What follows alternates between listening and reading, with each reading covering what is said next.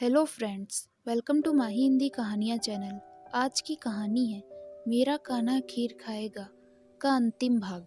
अगर आपने बाकी के पार्ट्स नहीं देखे हैं तो हमारे चैनल पर जाकर देख सकते हैं, और अगर आप चैनल पर पहली बार आए हैं तो इसे सब्सक्राइब जरूर करें। धन्यवाद। रामू बाहर जाकर मोहन से कहता, आपको कृतिका मेम साहब ने अंदर बुलाया है, चलिए।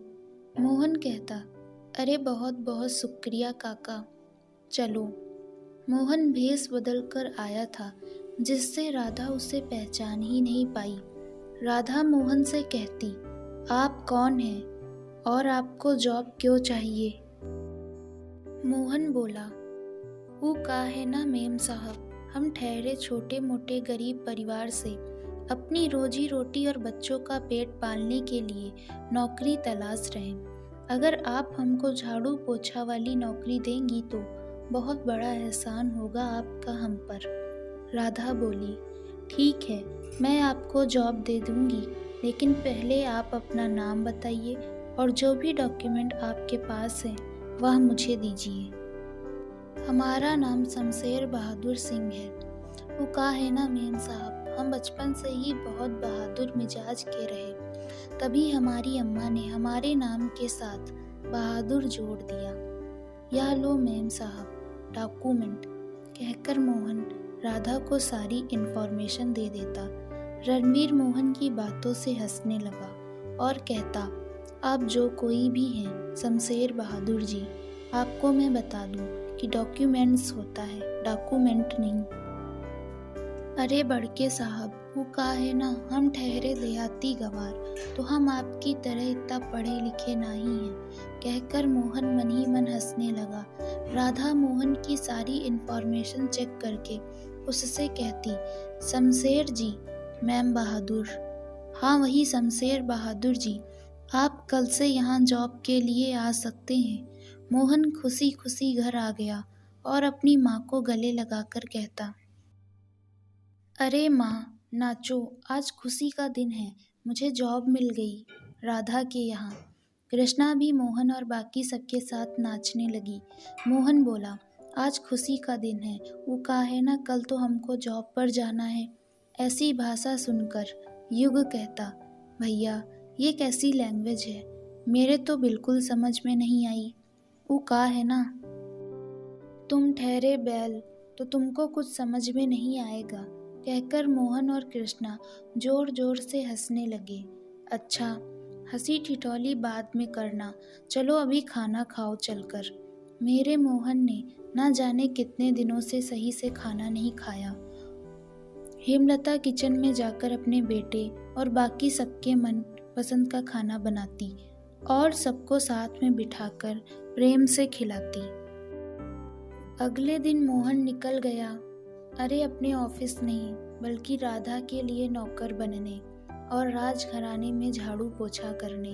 वहां पहुंचकर वह राधा को प्रणाम करता और लग जाता अपने काम पर। झाड़ू पोछा करते करते वह पहुंच गया रजावती के कमरे में, और वहां रजावती अपने एक असिस्टेंट से बात कर रही थी। वह कह रही थी, मैं जो कर रही हूँ अपने बेटे के लिए कर रही हूँ, आप यह समझ लीजिए यह मेरा बदला।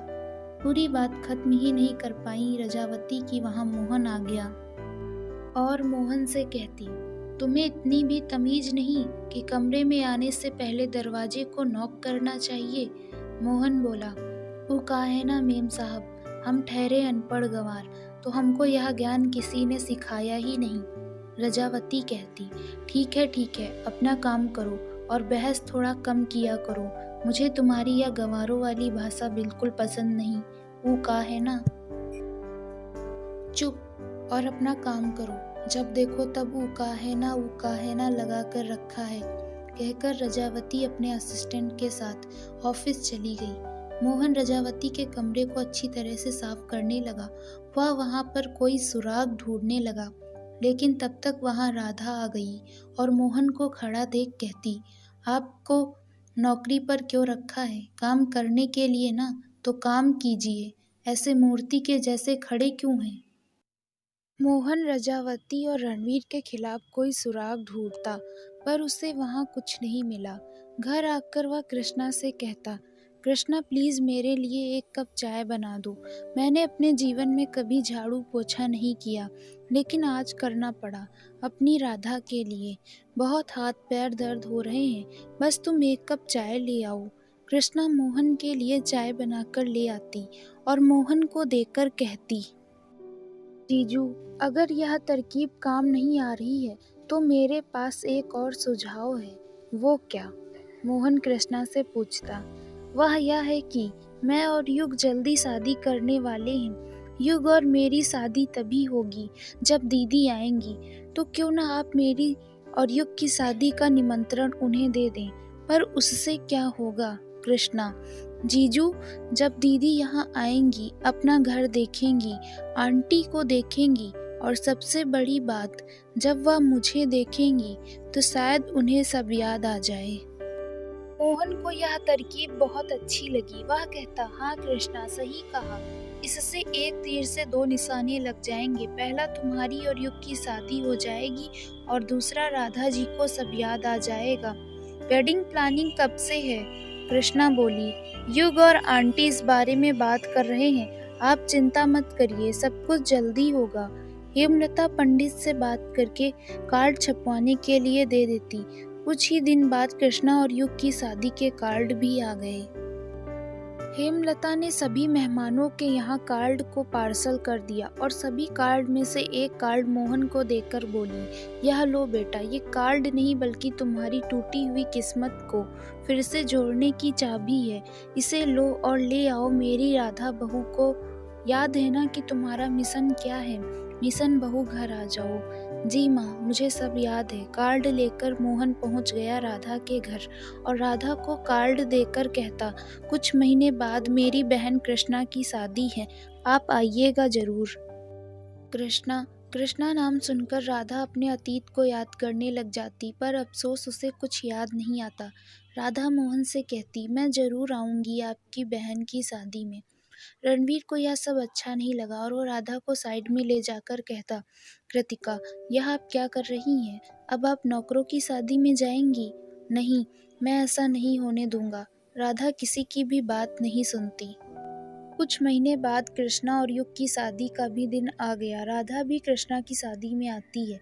हेमलता राधा के पास आई और कहती, बेटा चलो मैं तुम्हें तुम्हारी बहन कृष्णा से मिलवाती हूँ, कुछ भी मत पूछो, बस चलो।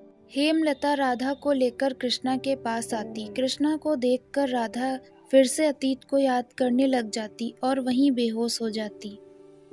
होश आने के बाद उसे सब याद आ गया। उसने कृष्णा को गले लगाया और रोने लगी। मोहन राधा के पास आकर कहता, मेरी राधा वापस आ गई, मैं आपके बिना अधूरा था राधा जी, मैं आपसे बहुत प्यार करता हूँ। उधर कृष्णा और युग की शादी भी हो जाती। राधा अपनी बहन को आशीर्वाद देती और कहती, चलो अच्छा है, मैं भी घर में बोर होती थी पर अब नहीं होगी, क्योंकि अब मेरी छोटी देवरानी जो घर आ गई। सभी लोग कान्हा जी का आशीर्वाद लेते और खुशी खुशी अपने घर में रहने लगते। घर में चारों तरफ खुशी का माहौल था और इसी खुशी के माहौल के साथ मेरा कान्हा खीर खाएगा स्टोरी का समापन हुआ।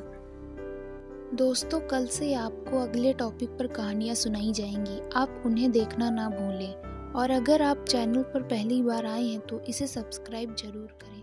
धन्यवाद।